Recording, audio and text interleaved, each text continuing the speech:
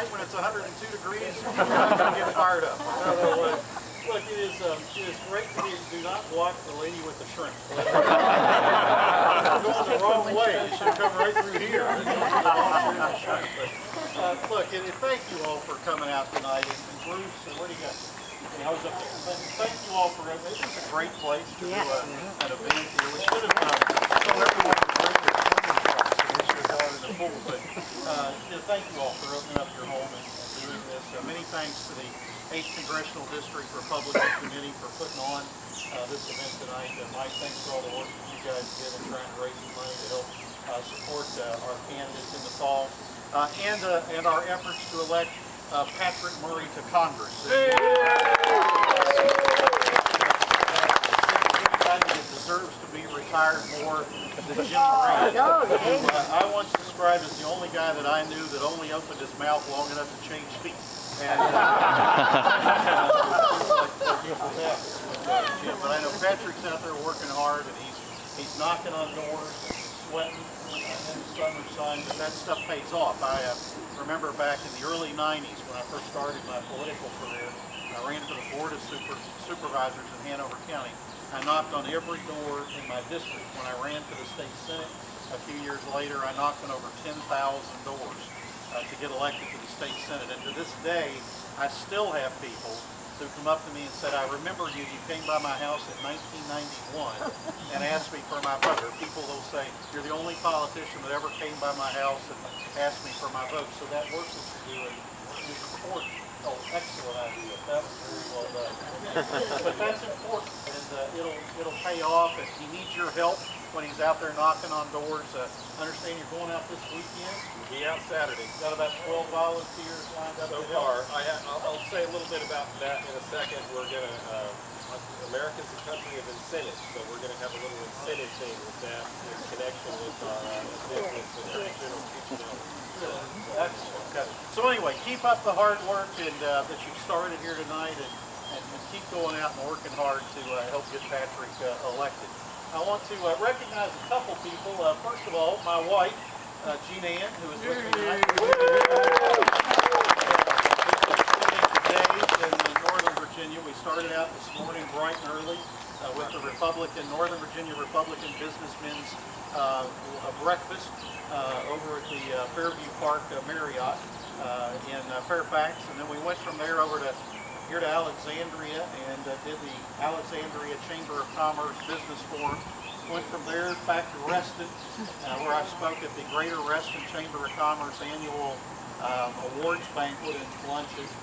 Then we went over and met with Chris Nassetta, the president and CEO of Hilton, to see how their move to Virginia from Hollywood to Beverly Hills is coming along. And we had a little dinner with a couple folks over at the Paw restaurant, and then came here. So we had about 7 events today. We'll be home by bedtime, and tomorrow we're in Newport News and Chesapeake before wrapping up the day over in Winter Creek in the Blue Ridge Mountains. It feels like the campaign again. On the campaign trail again. But we're just having we are having a great time. I hope, and Jean Ann's been with me today on all those stops, and actually she was down in Prince William today doing an event that was designed to help promote giving women the right to vote, and which is an important history and celebration that's coming up here in a while, and something that she's working hard on. And I'm hoping that our young son Kevin, who by the way graduated from James Madison back in May, just took his first job here in Northern Virginia with Accenture, and he's living in Falls Church.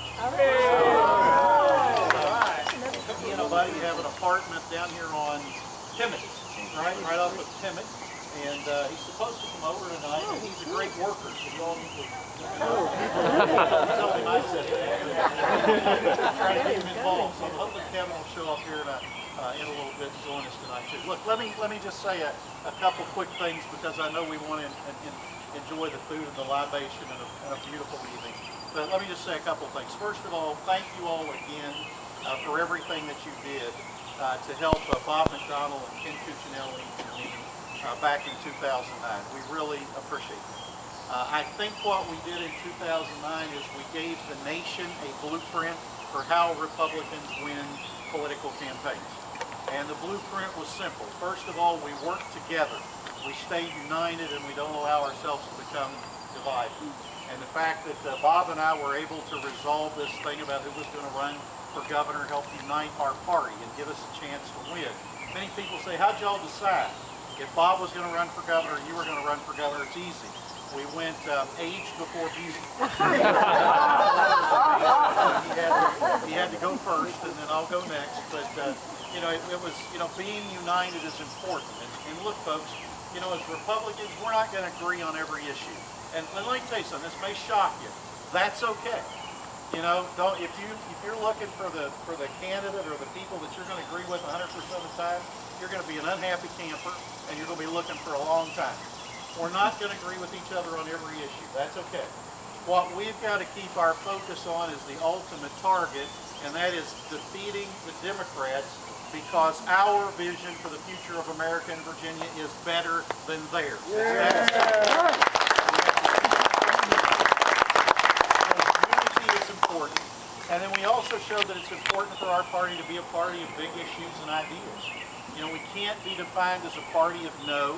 We can't be defined by what we're opposed to. We have to be defined by what we're for. And we offered a positive vision for the future of our state. They talked about getting the economy moving again and creating jobs, turning the budget shortfalls into surpluses again.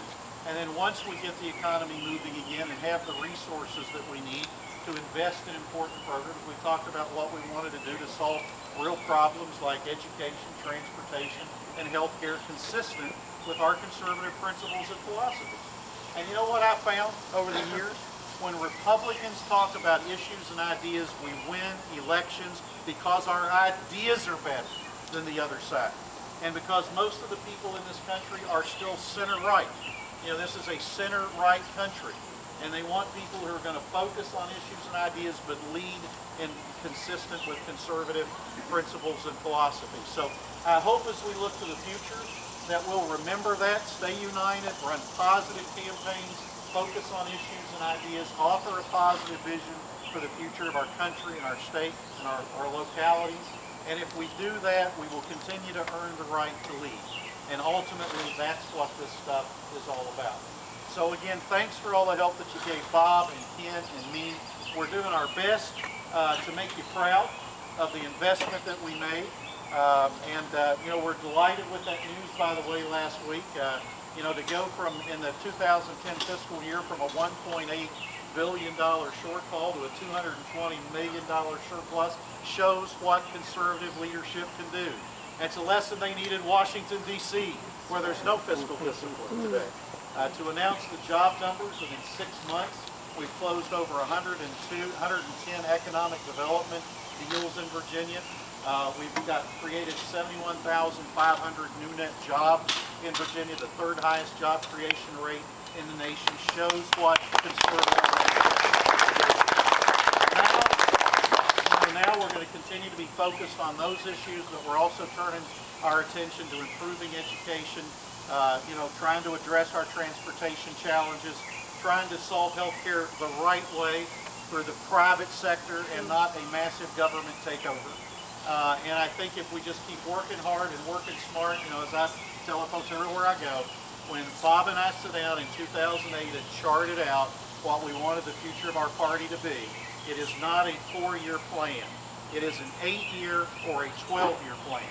And with your help, we can continue to earn the right to lead this state, I believe, not just for 4 years, but for 8 years, and then for 12 years, and we can really make a difference right here in the Commonwealth of Virginia. So thanks again for the opportunity that you've given us to lead.